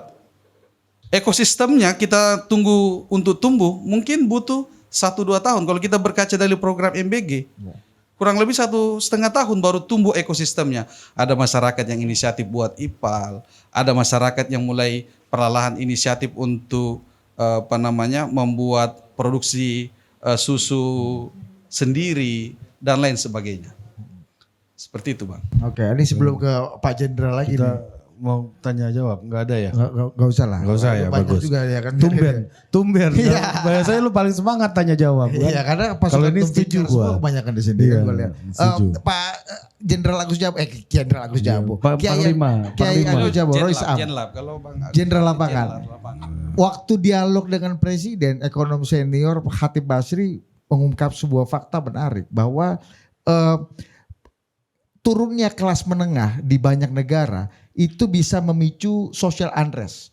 Dan Indonesia sejak tahun 2019 kita tahu penurunan kelas menengahnya terjadi sangat serius. Dan banyak sekarang kelas menengah kita yang bekerja di sektor informal dengan gaji sekitar $120 aja. Dan tentu saja di banyak negara penelitiannya semakin besar kelas menengah yang turun dan bekerja di sektor informal, maka pemantik terjadinya social unrest ini bisa meledak gitu. Nah, gimana Anda melihat situasi seperti ini sebagai Royce Am? Ya. Apakah bisa gitu Pak Prabowo betul-betul yang dikatakan kita lempar $1 ke bawah bisa berlipat jadi $7 dan betul-betul program ini dirasakan untuk menumbuhkan kelas menengah yang selama ini shrinking gitu, Pak Wamen? Saya pikir program-program prioritas yang tadi sudah disampaikan, ya itu akan bisa menjawab persoalan-persoalan kebutuhan kerja terutama untuk orang-orang yang lulus dari kampus, dari universitas gitu loh. Seperti tadi misalnya koperasi desa Merah Putih membutuhkan manajer berapa, kemudian jadi memang kemarin situasinya seperti itu, ya situasinya seperti itu. Tapi saya akan mengatakan begini, bahwa Pak Prabowo sedang membangun sebuah kebangkitan ekonomi, kebangkitan sosial, yang ini memang yang ditujukan kepada kelompok-kelompok yang selama ini tidak pernah terjangkau. Ya, misalkan program sekolah rakyat. Ada 4 juta anak yang tidak sekolah. Ini adalah kelompok-kelompok yang selama ini tidak terjangkau. Saya ingin mengatakan bahwa ini sedang dimulai kebangkitan itu, dan Pak Prabowo sudah, yang saya pahami ya, saya sebagai pembantu presiden harus memahami, ya, harus menjiwai, ya, harus melaksanakan apa yang menjadi pikiran presiden. Jadi kalau kata Rocky 70% pembantu presiden nggak paham Prabowonomics itu Anda nggak setuju? Kita akan menerjemahkan itu. Jadi begini, Pak Prabowo sedang membangun Indonesia yang berdikari. Itu satu dulu. Yang selama ini tidak pernah dipikirkan orang. Itu loh. Sedang membangun Indonesia yang berdikari. Indikatornya apa? Jelas. Swasembada pangan. Jelas. Energi. Gitu loh. Bagaimana kita mau membangun B50 yang 1 Juli nanti kata Pak Mentan sudah tidak akan import lagi. Ya kan? Bagaimana kemudian kita sedang membangun tenaga listrik secara besar-besaran. Ini artinya kita sedang menuju satu bangsa yang betul-betul berdikari. Yang kedua apa? Sekarang ini Pak Prabowo sedang membangun atau merumuskan ya program-program yang bisa menciptakan keadilan, bisa menciptakan kemakmuran. Beliau selalu mengatakan di dalam sidang kabinet, ya kan memang ini kelas menengah turun. Ya turun. Tetapi harta kekayaan segelintir orang itu terus meningkat. Ya, artinya ada masalah. Ada masalah keadilan gitu loh yang menyebabkan kemudian tidak terjadinya kemakmuran gitu loh. Nah, dengan program-program yang tadi sudah disampaikan, program prioritas mulai dari MBG, kemudian hilirisasi, kemudian koperasi di Desa Merah Putih, Kampung Desa Melayu itu saya pikir sedang membangun keadilan dan kemakmuran. Dan beliau ingin ya yang mengurus semua ini itu adalah pemerintahan yang bersih. Makanya program efisiensi segala macam itu dalam rangka apa? Menciptakan Indonesia yang dipimpin oleh satu pemerintahan yang bersih. Masuk lu Rocky komentar 70% itu. Ya. Nanti ujungnya Rocky ini pas ini kan. Ini memang suka motong. Iya. Tadi dipotong marah. Iya. Gitu kan. Biasa. Saya ingin menjelaskan secara komprehensif dulu. Iya, dalam dunia selanjutnya permainan. apa? Selanjutnya Bapak Presiden juga ingin apa? Anak-anak Indonesia, manusia Indonesia itu unggul. Makanya ada cek kesehatan gratis, ada makanan bergizi gratis, ada sekolah rakyat bagi anak-anak yang kurang mampu, makan juga bergizi. Jadi beliau pingin bahwa ke depan tuh Indonesia harus diisi oleh sumber daya manusia yang unggul. Yang terakhir apa? Yang harus kita pahami gitu loh. Bahwa Presiden juga sedang menempatkan beliau sebagai satu pemimpin yang bisa ikut terlibat aktif dalam mendamaikan persoalan-persoalan konflik di dunia ini gitu loh. Jadi kurang apa Presiden kita itu? Secara konsep dia melaksanakan apa yang menjadi cita-cita proklamasi yang termaktub di dalam preambul Undang-Undang Dasar 45. Ini menjawab Rocky Gerung apa? Melindungi segenap bangsa, memajukan kesejahteraan umum, mencerdaskan kehidupan bangsa. Itu loh, ikut terlibat dalam perdamaian dunia. Ini semua sedang dilaksanakan. Gitu loh, sedang dilaksanakan. Jadi memang kalau kemudian ya belum dirasakan oleh seluruh komponen masyarakat itu, ini baru 1,5 tahun beliau memimpin program ini. Sekolah rakyat baru 1 tahun belum jadi. MBK berapa? Koperasi desa kapan? Kampung nelayan kapan? Gitu. Target 10 tahun kan Gitu berkuasa kan? Iya. Jadi saya berpikir Jadi saya berpikir begini. Jadi bukan masalah itu. Jadi saya pikir begini. Kalau kita bukan. Kalau berbicara seperti itu artinya apa? Siapapun yang jadi oposisi tidak akan punya celah. Gitu loh. Untuk menghadapi program-program seperti itu. Maka lebih baik sekarang bikin blok politik. Gimana Bikin tuh? persatuan nasional. Ya semua partai politik aja bersatu. Berjuang untuk bangsa, berjuang untuk rakyat Indonesia gitu loh. Ya kan? Memang kemudian dari program-program itu tentunya ada yang dirugikan. Siapa? Gitu loh. Contoh misalnya, karena swasembada beras otomatis tidak impor beras. Gitu loh.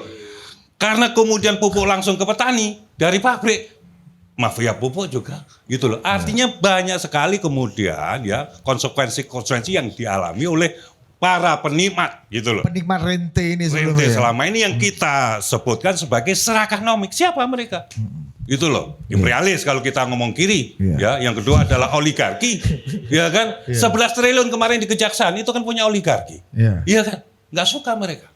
Yang ketiga siapa? Tentunya koruptor-koruptor juga tidak ada. Gitu loh. Makanya kemudian wajar kalau misalnya ada yang ini itu ya biasa saja namanya. Soal impeachment itu gimana? Ya itu cuman omon-omon kan? Ya. Omon-omon atau gerakan ini? Tapi kan udah diuji Nggak, ini coba saya tuh nonton. tahun lalu Ini tuh. omon-omon Agustus atau- tuh udah mulai bergerak tuh Apanya? kemarin. Omon-omon Tahun atau- lalu itu tahun lalu. Udah mulai bakar-bakar hantu Iya. belau segala macam Iya. kan. Artinya kan ada eskalasi yang Sebagai sebuah wacana politik kita sebagai negara demokrasi sah-sah saja. Tapi kita harus melihat kenyataan yang sedang dilakukan oleh Bapak Presiden Jadi- Prabowo Subianto. Tapi Agustus itu tuntutannya bubarkan DPR, Bos. sama ganti Kapolri. Iya, Kan spesifik gitu Ya, kan. agak elit memang. Pak Jenderal, ini pertama, bagaimana memastikan tadi bahwa tadi kata Pak Fikar Sanjaya tadi, iya kan? Ponakan Pak Soni. Ponakan Pak Soni Iya. ini, Pak Jenderal, Iya. memastikan bahwa yang menikmati berkah dari program-program ini adalah masyarakat di sana, bukan produsen-produsen di pusat lagi, pemain-pemain besar di pusat lagi, tapi petani lokal, peternak lokal, tukang lele lokal. Nah, banyak orang yang mulai mengeluhkan juga Bu Wamen, misalnya coba tapi kok ini programnya bagus, tapi kok saya pengusaha telur kok telur saya kok nggak diserap ya? Kok pasar-pasar lotnya dari 20 lot sekarang jadi cuman 10 lot gitu. Sisanya tutup. Artinya kan loh, ini kok agak nggak nyambung. Gimana memastikan bahwa yang menikmati berkah ini adalah pasar-pasar lokal, petani-petani lokal, tukang lele lokal. Bagaimana Pak Jenderal? Jadi bagaimana memastikan sudah pasti dan sekarang sudah saya berikan gambaran ya. Sebelum program MBG secara umum biasanya Januari, Februari, Maret itu kan anggaran belum mengucur tuh ke bawah. Karena proyek-proyek pemerintah kan mulai cair itu anggaran April awal lah atau akhir Maret kan. Oh pantesan Pak Jabu muka agak cerah di bulan April ini karena ya. Jadi kan kebanyakan kan proyek-proyek pemerintah anggaran itu mulai keluar April atau Maret akhir, ya kan? Sehingga pergerakan perekonomian di bawah ya berputar biasa. Tapi dengan adanya MBG contoh, tahun ini mulai 8 Januari, 13 Januari kemarin, itu anggaran langsung diturunkan. Bahkan per hari ini hampir mencapai 1 triliun per hari. 986 miliar uang ngucur ke bawah langsung grassroots berputar keras. Kenapa berputar keras? Contoh, 117 miliar uang diterima oleh 1,2 juta relawan yang bekerja di SPPG. Dari Aceh sampai Papua, di desa Langsung tuh sampai ya kota. yang tugas di dapur tuh ya. 100.000 Pak per Jenderal orang ya. 100.000 per orang dibawa ya per hari minimal 100.000 per orang dibawa ke rumah, beli apa? Beli beras, beli lauk pauk, itu kan berputar lagi. Belinya di warung Madura di situ, beli di toko kelontong. Iya, dari mulai level yang bawah ini kan orang masuk ke sana. Itu baru dari kelompok penerima relawan yang 1,2 juta. Kemudian lebih dari 580 miliar setiap hari uang ngucur langsung ke bawah, tidak melalui kementerian dan lain-lain, provinsi, kabupaten, langsung ke bawah, langsung ngalir ke tukang beras, tukang ikan, tukang telur, ya, tukang sayur, tukang buah, dan ini semua berputar. Makanya perekonomian dari mulai Januari ini berputar kencang. Ya, tidak ada kelesuan. Lalu siapa yang menikmati? Ya cek saja, selidiki. Orang di bawah kok yang jual. Perkara sekarang masalah kok telur kami belum diserap dan lain-lain misalkan. Karena tidak begitu otomatis program MBG berjalan, rantai pasok setiap daerah sudah siap.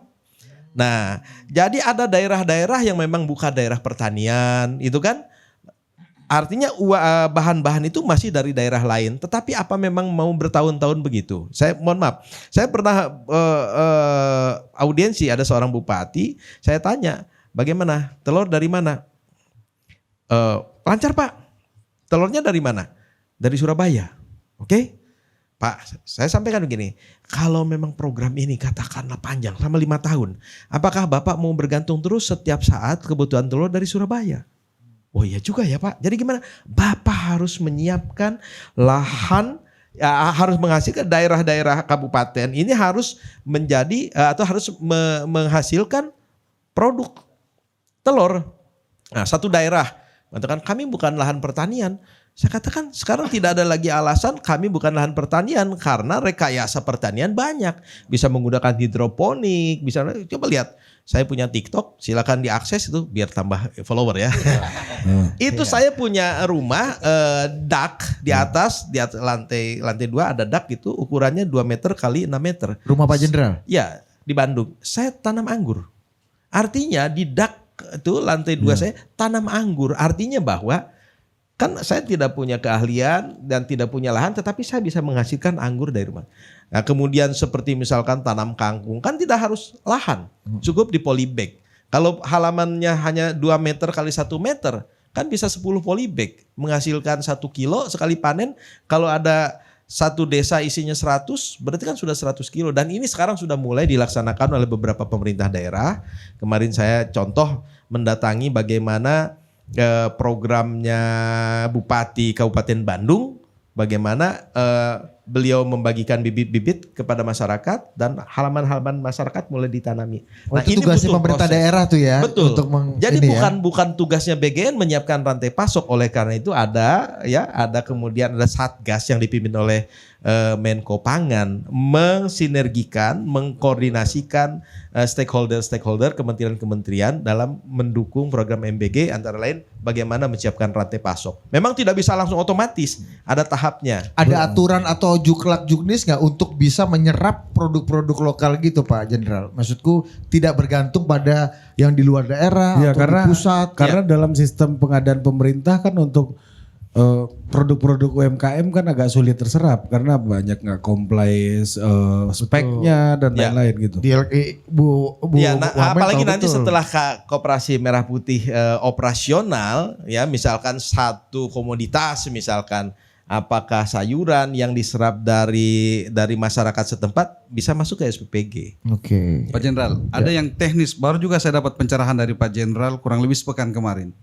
Ini yang sering berseliweran di mana-mana soal ini uang yang ditransfer ini bisa dibuat foya-foya dan lain sebagainya. Kemarin ada yang penjelasan Pak Jenderal bisa lebih paten menjelaskan itu teknis ketika dana itu dikirim ke yayasan pencairannya bagaimana, pola belanjanya bagaimana Pak Jenderal. Mungkin bisa dijelaskan. Gimana Pak Ya, Jenderal? ini satu kirain Anda mau menjelaskan.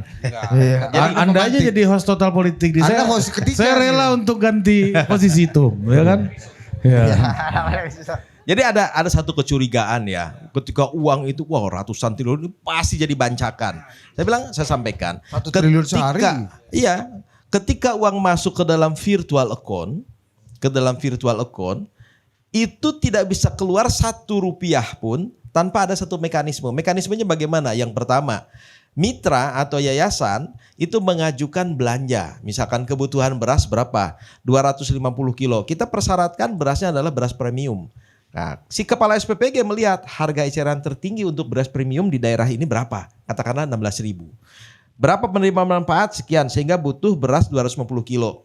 Nah, mekanismenya yayasan atau mitra mengajukan, saya mau beli beras premium 250 kilo. Harganya berarti 250 dikali 16.000. SPPG melihat, oke, sesuai berasnya premium. Begitu akun maker kemudian mengajukan, KSPPG sebagai perpanjangan tangan dari BGN melaksanakan fungsi kontrol melakukan approval. Oke, setuju. Begitu disetujui, itu uang ngalir ke mana? Ke pedagang beras. Tidak boleh ngalir ke rekening si mitra atau ke orang pribadi. Langsung ngalir ke pedagang beras. Oh, karena udah ada merchantnya. Nah iya, sudah ada supplier. Nah, pelanggaran terjadi apabila uang itu ngalir ke yayasan atau kepada KSPPG.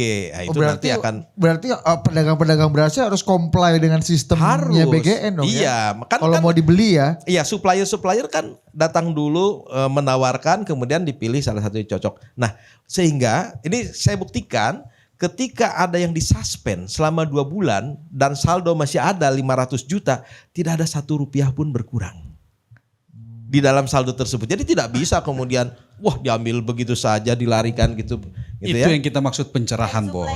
Pakai mikrofon dulu, pakai Itu yang Ya, pencerahan. tidak boleh supplier tunggal. Nah, itu penting tuh Pak. Bagaimana tuh maksudnya nggak boleh supplier tunggal tuh? Ya, Jadi bukan pemain besar nih yang akan bermain nih ya. bukan, tidak ada. Jadi orang berpikir begini, BGN panen.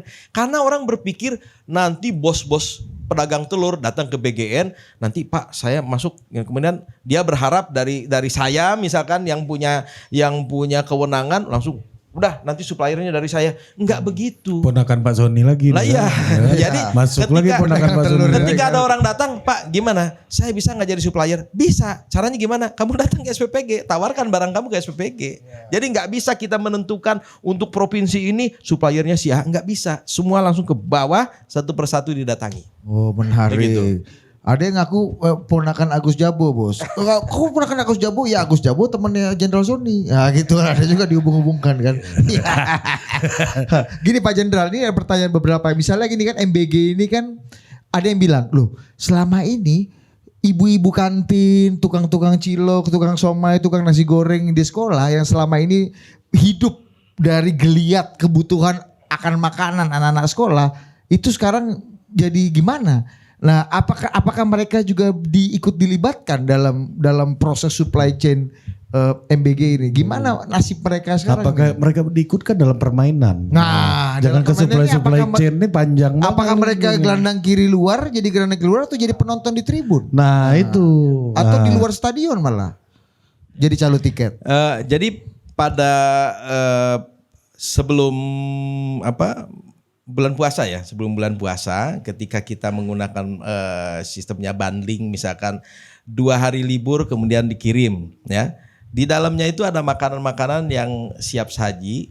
Nah, itu juga banyak yang melibatkan kantin sekolah, misalkan puding.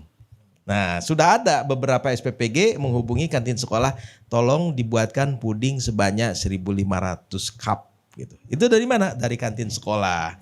Memang salah satu tantangannya adalah SPPG udah menerapkan nih hygiene sanitasi gitu. Terus produk sana bagaimana? Nah, ini yang kemudian kita perhatikan.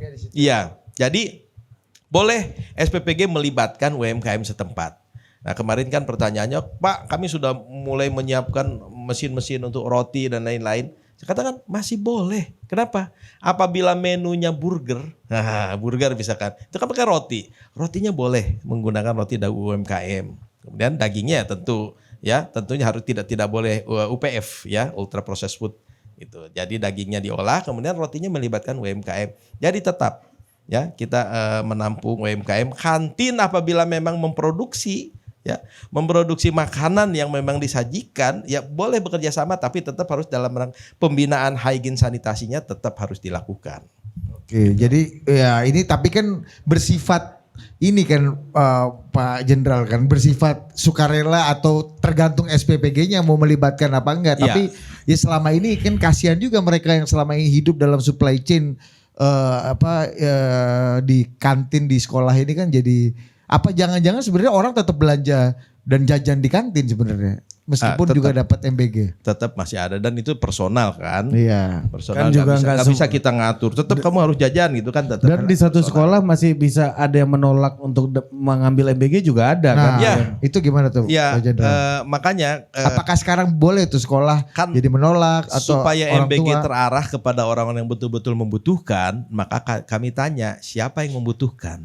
Dalam satu sekolah misalkan siswanya ada 500, kepala sekolah dan para guru mulai mendatakan dari 500 ini sebetulnya siapa yang tidak membutuhkan. Boleh kok, tidak ada paksaan. Jadi nggak gebiah uyah lagi. Tidak ya. Tapi harus tertulis. Jangan sampai nanti misalkan peserta didiknya 500, yang 50 tidak terima. Pada saat kita kirim 450, yang 50 protes. Enggak dong, kan udah ada nih hasilnya berita acaranya bahwa yang 50 tidak mau. Itu gitu. tugas sekolah tuh untuk Ya. mendata itu memverifikasi. Jelas kami itu ya. libatkan pihak pimpinan kelompok penerima manfaat. Nah, ini terkait perintah terakhir Presiden nih Pak Jenderal bahwa harus targeted MBG itu tadinya kan semuanya. Ya. Sekarang targeted untuk orang yang tidak mampu dan Ya.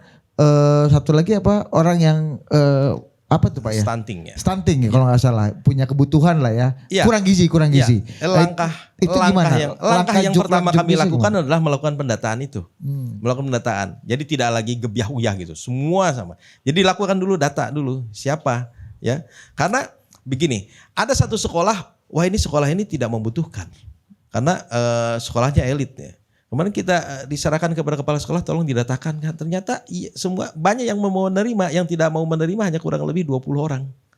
Nah, ya seperti itu. Jadi nggak bisa pakai perasaan juga ya atau melihat bangunan sekolahnya paten apa keren ya kan? Enggak. Memang ada beberapa yang tidak mau. Tapi kan kita tanya dulu. Tetap kita tidak, wah karena ini sekolah elit tidak didatangi. Enggak, tetap kita tanya. Nah, apakah Pak Jenderal kan orang-orang mitra-mitra yang sudah berinvestasi bangun SPPG segala macam dengan adanya evaluasi seperti ini, mereka kan juga jadi resah. Oh, jangan-jangan SPPG gua bisa dicabut nih izinnya Enggak. nih dengan evaluasi ini karena banyak yang menolak misalnya atau berhak tidak menerima gitu.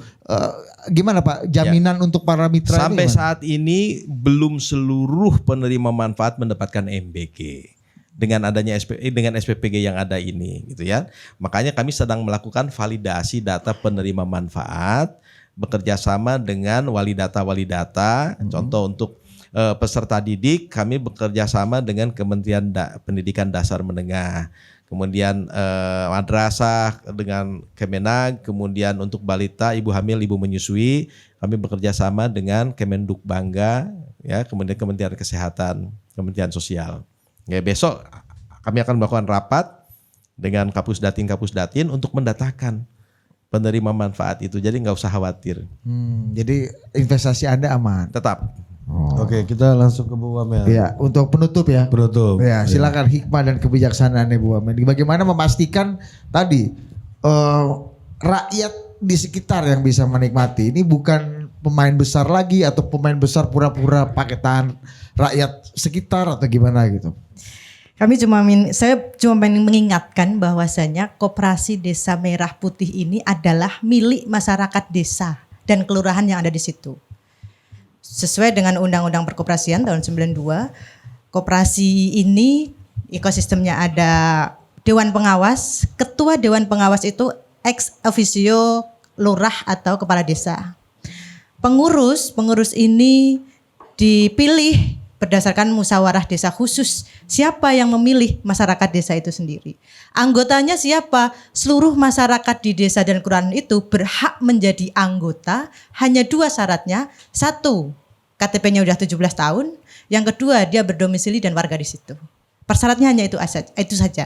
Artinya Koperasi Desa Merah Putih ini adalah koperasi yang dimiliki oleh masyarakat desa, tetapi kehadirannya diintervensi dan difasilitasi oleh negara. Untuk apa? Semata-mata untuk memastikan agar negara hadir untuk memutarkan ekonomi di setiap desa.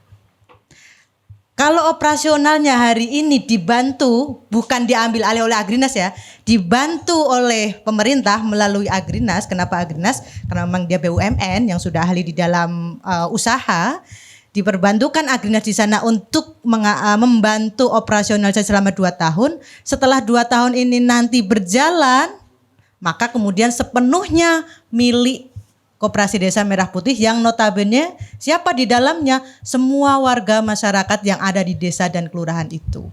Jadi ini adalah milik masyarakat seluruhnya. Sehingga kita berharap anak-anak muda yang hari ini masih kuliah atau sudah mau keluar, ini adalah infrastruktur yang diberikan oleh masyarakat, oleh pemerintah, oleh Pak Presiden Prabowo untuk dimiliki dan dikelola sendiri. Kita ingin setiap masyarakat desa itu berdaulat untuk satu, tahu apa potensi desanya. Kalau sudah tahu cara mengelola desanya, dan setelah tahu cara mengelola, tahu cara mengkomersialkannya. Kalaupun ada kekurangan, misal kekurangan SDM atau sumber daya yang ahli untuk mengembangkan hal itu, tinggal ditingkatkan skillnya. Itu bagian dari kami di Kementerian Koperasi untuk melakukan pendampingan dan pelayanan agar Koperasi Desa Merah Putih ini bisa berjalan sesuai dengan aturannya, profesional, dan juga bisa diawasi secara transparan dan akuntabel. Akan berkompetisi nggak dengan BUMDes yang sudah ada itu kan sebenarnya unit Ini ekosistem bisnis desa. ekonomi yang ada di desa bersama dengan warung-warung BUMDes yang hari ini sudah berjalan, ini akan menjadi pelengkap. Jadi tidak perlu diversuskan, tidak perlu dikontroversikan antara BUMDes dengan Koperasi Desa Merah Putih. Semua entitas ini hadir untuk memperkuat ekonomi desa, termasuk warung-warung Madura, termasuk warung-warung kecil yang ada di desa-desa yang hari ini berjalan. Ini nanti akan terlengkapi dengan hadirnya Koperasi Desa Merah Putih yang tujuannya atau dampaknya bisa dirasakan kalau Koperasi Desa Merah Putih ini berhasil tidaknya ini, kalau satu, bisa menjaga stok bahan, khususnya stok bahan pangan. Kedua, menjaga harganya terjangkau. Ini adalah tujuan diantaranya dilahirkannya Koperasi Desa Merah Putih. Oke. Pak Kiai. Ada tambahan Pak Kiai? Cukup. Oke. Tum? Ya. Fikar Sanjaya. Oke. Dikit lah. Iya, Penutup. gimana cara cari ponakan Pak Soni ini? Kayaknya perlu ada edisi khusus Total Politik 1 jam bersama Wakil Kepala BGN. Nah. Karena abang masih gantung banyak pertanyaan yang saya lihat. Aspirasi umat ya kan. Baik yang penerimaan manfaat atau para pemain juga punya aspirasi kan. Kalau ke Wakil Menteri BP2MI kita lebih ke nggak ngerti teknisnya kan. Iya kan. Apalagi nih barang kan. Iya. Tapi bahwa apa yang dilakukan oleh Bapak Presiden hari ini adalah sesuatu yang sangat luar biasa. Tadi sempat disampaikan soal beberapa respon-respon negatif dari berbagai kelompok masyarakat. Kalau dulu belajar ilmu fisika kan ada namanya hukum Newton 3. Soal adanya aksi ada reaksi. Semakin cepat maka aksi perlawanannya juga akan semakin besar. Dan saya kira apa yang dilakukan oleh Bapak Presiden Prabowo Subianto dengan seluruh program-program prioritas beliau ini adalah bagaimana menjawab tantangan yang di depan mata. Dan bukan hanya tantangan di depan mata, tapi menyiapkan bagaimana jembatan emas untuk generasi berikut itu betul-betul terwujud. Sekian dan terima kasih. Mantap, benar loh. Kita semua terima kasih. Sampai jumpa lagi di Wamen Club berikutnya. Mantap.